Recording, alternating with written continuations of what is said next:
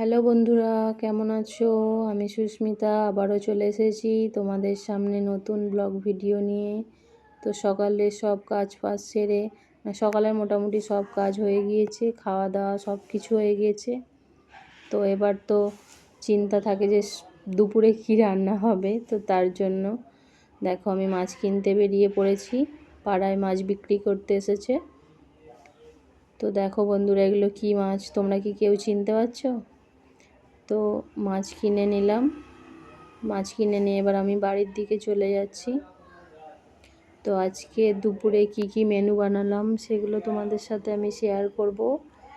কিছু ভিডিও তোমাদের সাথে তুলে ধরবো।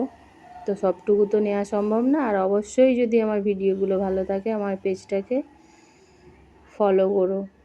তো পেজটা না ফলো করলে তো আমার ভিডিও দেখতে পারবে না। তো বন্ধুরা, এগুলো কী মাছ? আমাদের এখানে তো চোখ ড্যাবড়া মাছ বলে। তো অবশ্যই তোমরা হাসবে শুনে।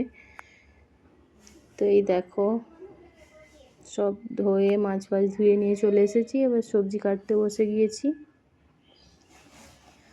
তো বন্ধুরা, আমাকে যদি তোমাদের বন্ধু বানাতে চাও অবশ্যই আমার পেজটিকে ফলো করে লাইক কমেন্ট করো। আমিও তোমাদের পরিবারে গিয়ে পাশে থাকতে চাই। তো মেয়ে বারবার দেখছে ভিডিও বানাচ্ছি, তার জন্য সামনে চলে আসছে। তো ঝটপট সবজিগুলো কেটে নিই। তো বন্ধুরা, তোমাদের কি রান্না হলো আজ দুপুরে শেয়ার করো আমার সাথে। তো আমি তো শেয়ার করলাম তোমাদের সাথে। আর কি বলবো, বৃষ্টি, এই বর্ষার সময় কখন বৃষ্টি, আবার ঝিমঝিম করে বৃষ্টি চলে এসেছে। জামা কাপড়গুলো যে সকালে মেলে দিয়েছিলাম তো সেগুলো তুলতে গেছিলাম। তো তুলে নিয়ে নিচে চলে এলাম, দেখি ভাত হয়ে গিয়েছে। তো ভাতের ফ্যানটা ঢেলে নিলাম। তো এবার রান্না বসিয়ে দিচ্ছি। গরমও রেখেছে ঘুমসুনি, আবার রোদও ছাড়ছে মাঝের মধ্যে। এমন কি বলবো, এই সময় তো এরকম হবেই। কখনো বৃষ্টি নেমে যাচ্ছে, কখনো রোদ করছে। তো আমি রান্না বসিয়েই দিয়েছি। মাছগুলো ভেজে নিই। মেয়ে তো আবার একটুখানি পরেই বলবে মা খিদে পেয়েছে। তার জন্য মেয়ের জন্য একটু তাড়াতাড়ি করেই করতে হয়। ওই দেখো বলতে বলতেই পিছনে দুজনে দেখো, আমার জায়ের মেয়েটা বম্মা করছে। প্রচুর পাকা, মানে এত দুষ্টু কি বলবো। তো আমি তরকারিটা বসিয়ে দিয়ে আর মেয়ের কিছু জামা কাপড় ভেজানো ছিল তো সেগুলো কেচে দিতে এলাম। তো তরকারিটা ওদিকে হচ্ছে, তো আমি জামা কাপড়গুলো ভাবলাম যে কেচে নিয়ে চলে আসি। তার জন্য জামা কাপড়গুলো কেচে নিচ্ছি।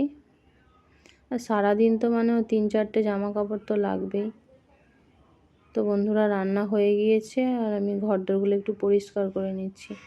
রান্নার পরে তো ঘরদোর পরিষ্কার করতেই হয়। তো মেয়ের জামা কাপড়গুলো মেলে দিতে চলে এলাম।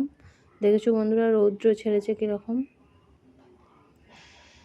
আকাশের কথা বলা যায় না, মেঘও ধরে আছে। আর মেঘ গেলায় মানে এমন রোদ করছে, প্রচণ্ড গরম লাগছে।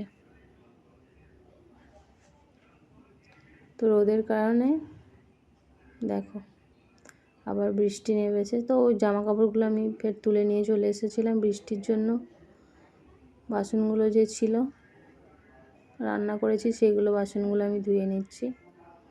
ফের বৃষ্টি নেমে গেছিলো, মেয়েকে ডেকে বললাম যে ছাতাটা মা দিয়ে যায় একবার। তো মেয়ে ছাতাটা আমায় দিয়ে গেল।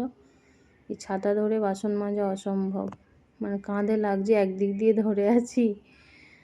তো কি বলবো বন্ধুরা, এই ছাতা ধরে বাসন মাজাই সত্যি কষ্ট। বর্ষার সময় প্রচুর অসুবিধা হয়। তো এবার জোরে বৃষ্টির কারণে আর মাজতে পারছি না, পুরো ভিজে যাচ্ছে পিঠ। তার জন্য আমি উঠে দাঁড়িয়ে পড়েছি। দেখেছো কত জোরে বৃষ্টিটা চলে এসেছে। বাসন মাজতে ফেলে রেখেছি। তো বৃষ্টি একটু যাই কমতেই বাসনগুলো ভাবলাম ঝটপট ধুয়ে নিই। তো জামাটা তো পুরো ভিজেই গিয়েছে। তো চলো বন্ধুরা, বাসন ধোয়া হয়ে গিয়েছে। তো আজকের মেনু এই, দেখে নাও তোমরা। তো খেতে বসে গিয়েছি আমরা। তো বন্ধুরা, আজকের ভিডিও এতটুকুই। তোমরা পাশে থেকে অবশ্যই, ভালো লাগলে লাইক কমেন্ট করো। টাটা।